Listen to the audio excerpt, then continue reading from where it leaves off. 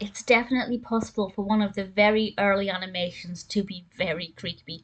This is the 1912 animation How a Mosquito Operates from Winsor McCay. Winsor McCay was an illustrator who turned his hand to animation and created what is considered to be some of the earliest examples of animation.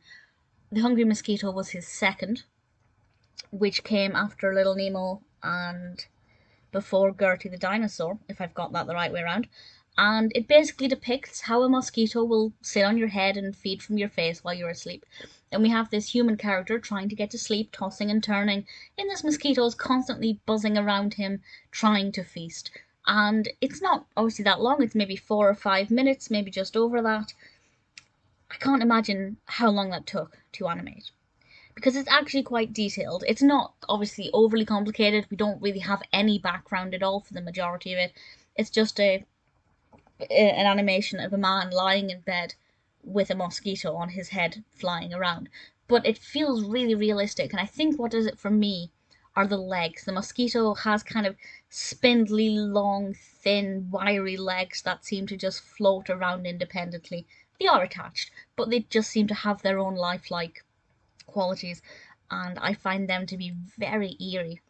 And when the man stares straight at the de facto camera, and his eyes are beady and piercing, then we see the back of his head with the stubble and a little wrinkle of flesh.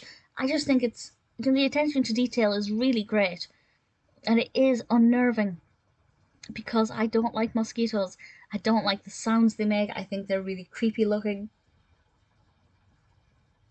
and it does just kind of make your skin crawl. And to think that this was 110 years ago, it's an absolutely fabulous achievement. Winsor McCay did some brilliant animations, some fabulous early work, and it took a lot of people a long time to catch up with his achievements. And I would say that How a Mosquito Operates, it may not be 100% informational, but it's definitely eye-opening, very creepy, very eerie if you're intimidated by mosquitoes.